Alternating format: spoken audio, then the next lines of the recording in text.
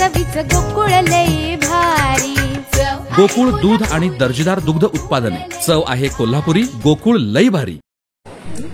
या ठिकाणी उपस्थित पालकमंत्री प्रकाश आंबेडकर, जुनी खासदार धनंजयजी माडी, धैर्यशीलजी माने, छत्रपती संभाजीराजे, छत्रपती मारुतीराजे ज्यांनी हा ग्रंथ प्रकाशित केला ते थोर इतिहासकार जयश्रीरावजी पवार साहेब, व्यासपीठावर उपस्थित आपल्या विद्यापीठाचे शिर्के साहेब, सर्व प्रमुख मंडळी आणि मोठ्या संख्येने उपस्थित या कार्यक्रमाला असलेले सर्व नागरिक बंधू भगिनी, पत्रकार बंधू आणि मित्रांनो, मला वाटते जयश्रीराव पवार साहेबांनी मोगल मंदिरी महाराणी ताराबाई यांचा पूर्णपणानं एक इतिहास आपल्यासमोर सांगितलेला आहे.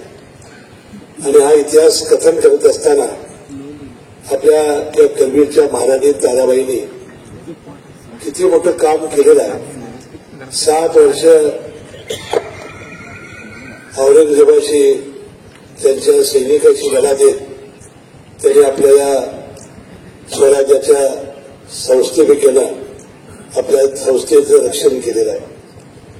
आणि छत्रपती शिवाजी महाराजांच्या नंतर हिंदवी स्वराज्याचं रक्षण करण्याचं काम छत्रपती संभाजी महाराज असतील, छत्रपती राजाराम महाराज असतील आणि त्यानंतर महाराणी ताराबाईंनी केलेलं आहे.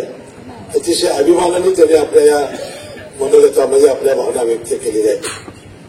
गडिंग्लज शहरामध्ये जयश्रीराव पवार साहेबांना ज्यावेळा जीवनगौरव पुरस्कार दिला त्यावेळा त्यांनी या भावना व्यक्त केलेल्या होत्या. आणि हा इतिहास ऐकून मी भारावून गेलो होतो. आणि त्याच वेळा मी त्याला सांगितलं होतं की त्यांची जी इच्छा त्यांनी प्रकट केली की महाराणी ताराबाईंचं पन्हाळ गडावर त्यांनी तिथून राज्य चालवलं.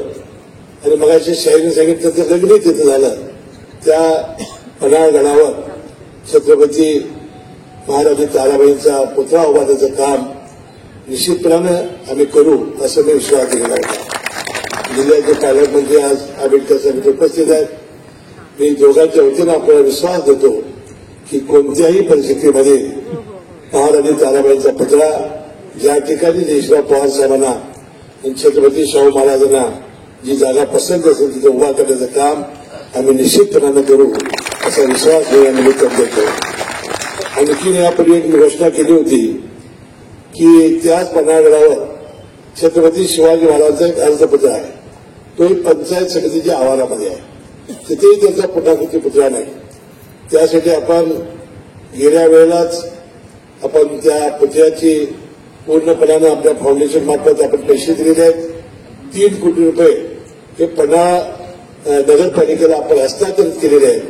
चबुतरा आणि त्याचं सौंदर्यीकरणासाठी छत्रपती शिवाजी महाराजांचा आणि ताराबाईंचा पूर्णाकृती पुतळा लवकरात लवकर पूर्ण करून त्यांचं अनावरण करण्याचं काम आम्ही करू असा विश्वास मी या निमित्ताने देतो. आणि मला वाटतं जयश्रीराव पवार साहेबांनी प्रतिनिधी आपलं मनोगत व्यक्त केलेलं आहे.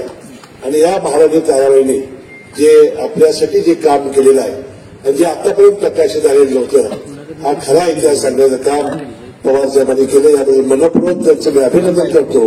आणि छत्रपती शाहू महाराजांना मी धन्यवाद देतो की आपण जयश्रीराव पवार साहेबांच्या या महाराष्ट्र इतिहास प्रवृत्तींच्या मागे आपण ठामपणाने उभं राहिलात. आणि हाच खरा इतिहास आपल्या संपूर्ण देशापुढे आणि जगापुढे आणण्याचं काम ते करतायत. यापुढच्या काळामध्ये असंच काम आपण सर्वांनी मिळून जयश्रीराव पवार साहेबांनी करावं अशी अपेक्षा व्यक्त करतो. आणि या कार्यक्रमाला छत्रपती शाहू महाराजांनी 2-3 वेळा मला फोन केला. वास्तविक आज अमित शहा साहेब मुंबईमध्ये येणार होते. सहकाराचं आज एक मोठा कार्यक्रम तिथं होता. परंतु महाराजांनी तारांनी या पुतळ्याचं आपण प्रकाशन पुस्तकाचं करण्यासाठी आपण यायचं जे ठरवून आम्ही आलो. आणि या कार्यक्रमाला खरोखरच या शहरातील सर्व जाणते लोक, विशेषतः सर्व संपादक आणि सर्व क्षेत्रातील लोक उपस्थित राहिले. त्यामुळे त्यालाही मी धन्यवाद देतो आणि आपली रजा घेतो. जय महाराज. साहेबांच्या या शुभेच्छा. आ आ येस. ब ब क क कणीदार. हा ख ख खमंग. ग ग हा. अगदी घरच्यासारखं कणीदार खमंग म्हणजेच गोकुळ तूप.